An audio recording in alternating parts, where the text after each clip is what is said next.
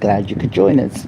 So, if you haven't subscribed already, do smash the subscribe button. Even if you are a long-time subscriber, or you think you're a long-time subscriber, check the notification bell to make sure that you click all in notification bell. And don't forget to smash the like button. It really supports the channel. All right, enough of that. Let's get on with it. Ben Whittaker versus Liam Cameron 2. So Liam Cameron, first of all, for those of you who don't know, we followed his career when he won the British title from the Commonwealth title from Sam Sheedy. I believed that it was bad matchmaking with Liam Cameron and Ben Whittaker the first time round, because Liam Cameron's from Sheffield, so all those dancing moves and all that stuff that Prince Naseem was doing in Sheffield, all the dancing move and all that stuff, that's something that's quite common to Liam Cameron. Those kind of styles will suit him well. He's not going to be dazzled by somebody like Ben Whittaker. So I said that Cameron takes a really good shot. He'll be there in the fight. He'll be dogged and determined, and he can cause the upset. And I warned people about Ben Whittaker that he looked, to me, an unfinished article, and that all the jumping around and prancing around, all them things he was doing against nobody, you got to do it against everybody. And the minute he came out against Liam Cameron for the first fight, and he wasn't hopping and skipping and dancing and doing all that nonsense, he knew he was in for a serious fight, and he knows he's in for a serious fight the second fight. I remember something Ben Shum said at the end of the first fight, and he alluded to the fact that Ben Whittaker was unprofessional, and whatever was going on in the background was unprofessional. And the fact that Ben Whittaker himself called himself the head honcho, and he turned around saying that he was running his own camp. Running his own camp with only 7 fights in as a pro. Running your own camp. What kind of nonsense is that from a guy who was from the Olympics? I mean, don't people study boxing? Don't they understand that if a guy like Lennox Lewis was trying to run his own camp and run things his own way when he was with Pepper Correa, that only lasted so long, he ended up getting sensationally knocked out by Oliver McCall. Then he had to bring him out and stood. Well, Ben Whittaker's run over to Andy Lee, and I think that he was with Andy Lee not too long after he recovered from the injury, and I don't think the injury was as bad as everyone put out that injury to be. As far as I'm concerned, I think he was deep in camp with Andy Lee. So all that time Whittaker was quiet, he was trained with Andy Lee. You know, the funny thing about this fight feels, I don't want to say the word scripted, but I've watched so much boxing over the years, it feels like a fight that has happened before.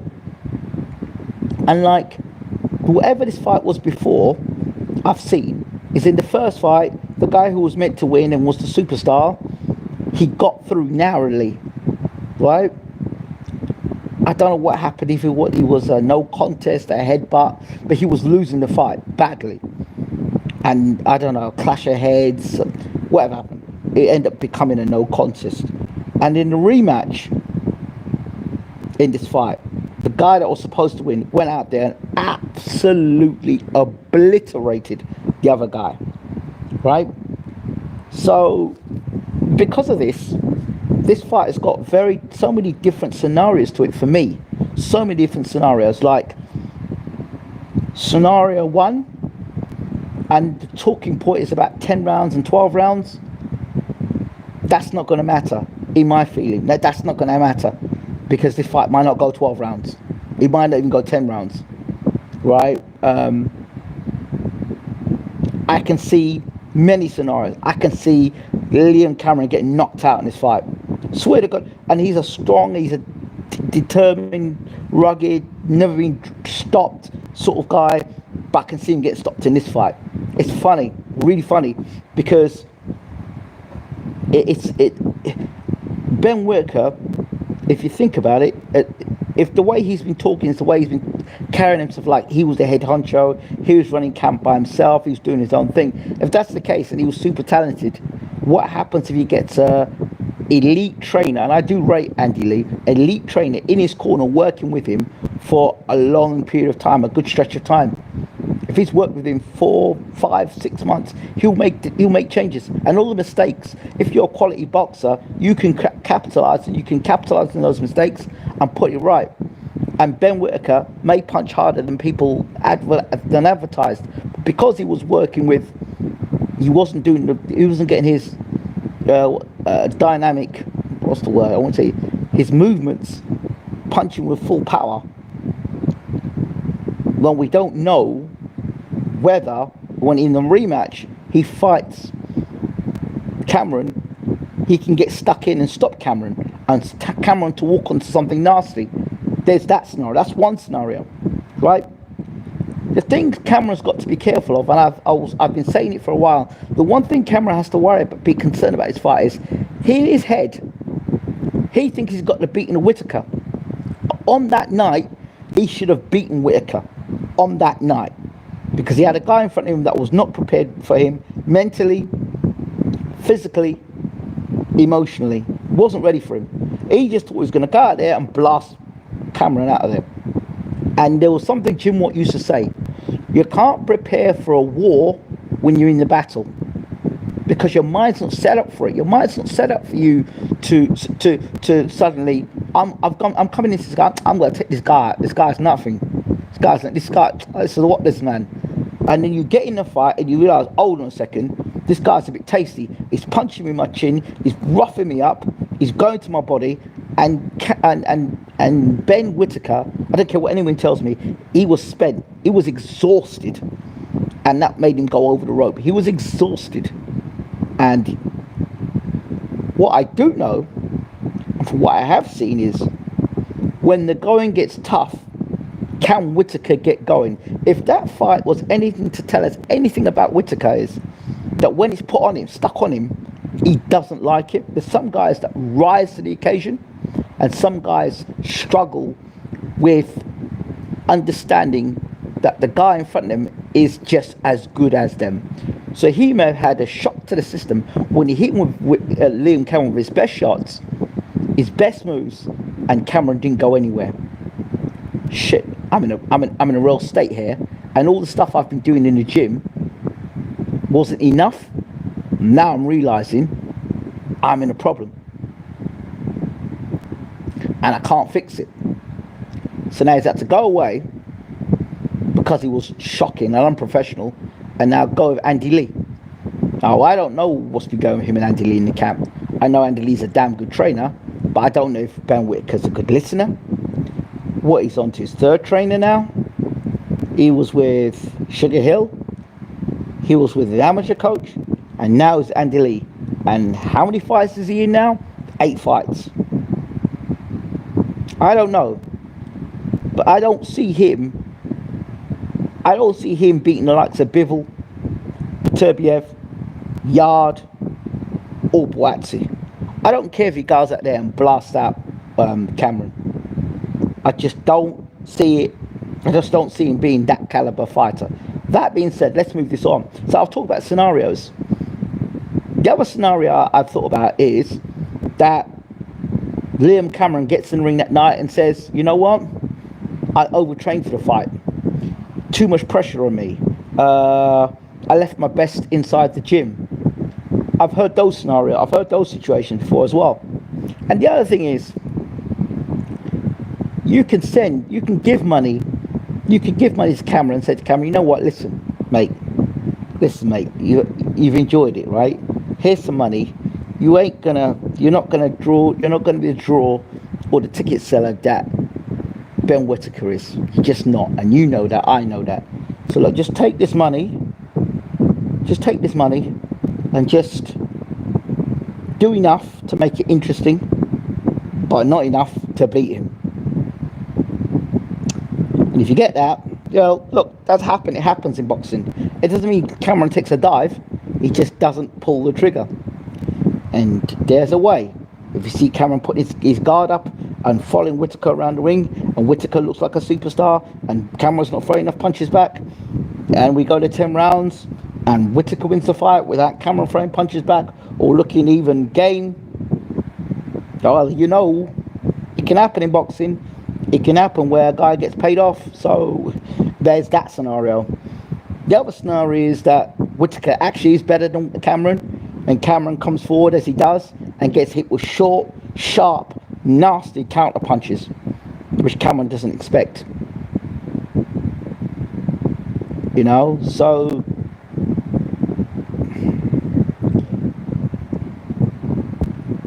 in all these scenarios, can Cameron beat Whittaker?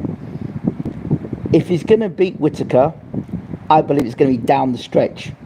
So anything from round 7 onwards, because I don't believe Whittaker actually has a great gas tank. I don't believe it either. I don't. I mean, I saw in the fights where he fought, what's this guy? The Nigerian guy, where he looked like he was blown a bit in that fight. But I would have thought now that with Andy Lee, he'd be better conditioned. So I expect to see a better conditioned, a more professional, a more polished Ben Whittaker in the rematch against Liam Cameron. That's what I'm expecting to see, with him being with a professional trainer in Andy Lee. With Cameron, I expect him to see more of the same, with a little bit more intensity, throwing a little bit more punches, being a bit more adventurous. The fight was meant to be a 12-round fight. It's gone down to a 10-round fight. I don't know whether Cameron was... It was a 12-round fight, and so Cameron prepared himself for a 12-round fight. Now it's a 10-round fight. So because it's a 10-round fight, you have to fight with a bit more ambition. I get the sneaking suspicion anyway that we're not going to need the scorecards. I keep feeling this feeling. We're not going to need the scorecards. So the way I look at it as Cameron fought a guy that was unprofessional and was, in my mind, deluded. If he can, if Whittaker comes back in the ring again like that, and he goes and fights Cameron with that same head honcho deluded mentality, and has not put the training in, he'll get beat. He'll get beat. Make no bones about it, he'll get beat.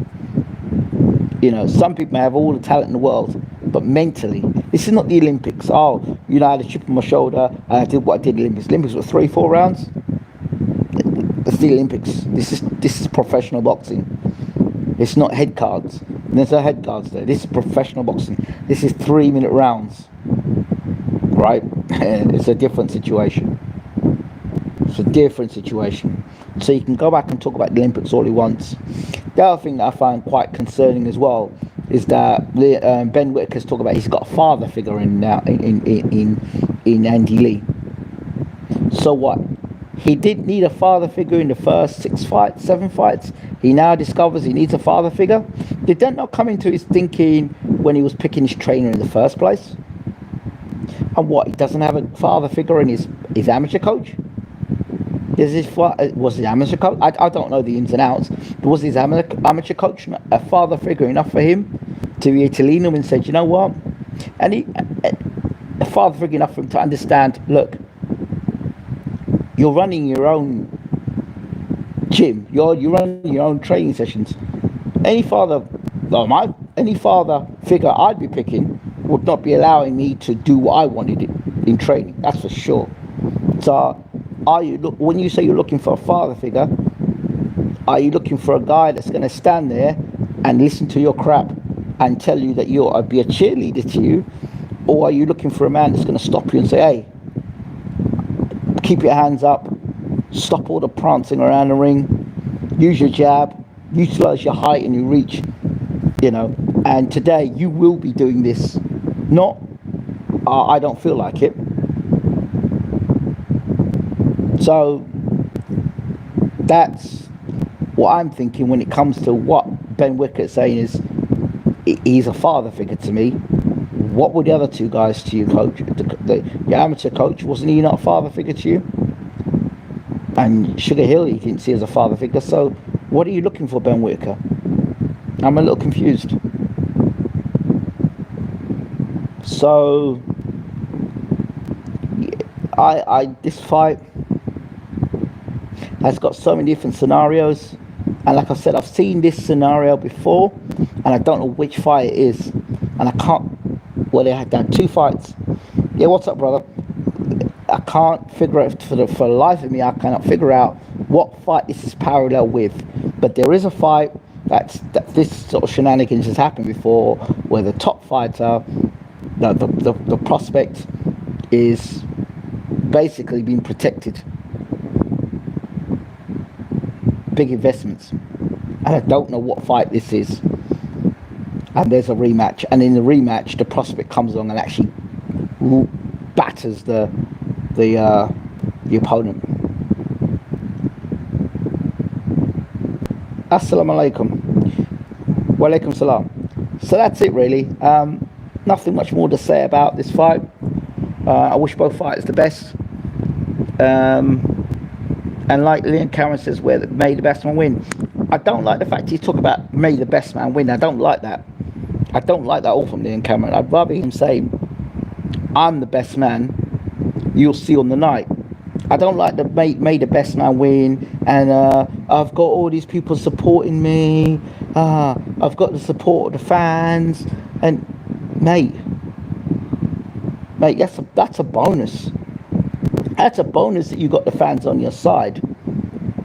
But believe you me, when you were going through all the shit you were going through before the Ben Whittaker fight, there were no fans. Don't be deluding to believe in it. You've got all these fans supporting you. As quick as those fans come, if you get sparked in a round or two, if Whittaker hits you with a good shot and the referee comes and stops the fight quickly, then guess what? Then fans will quickly hop from you back to Ben Whittaker. So it's all right having them fans now. You have to capitalize with them fans, so you have to actually go on and put a performance on. You got an opportunity now, the doors are open for you. So you're sitting there saying, the fans are on me. I'd like to thank the fans for all the support. And that's nice. That's good. Thank you for the fans, thank you for the support. You're backing the right man. That sort of confidence I want to be hearing. Don't be talking about, oh yeah, if you really think you could beat me, then 12 rounds. Come on, don't fall for that. Okay, John, how you doing?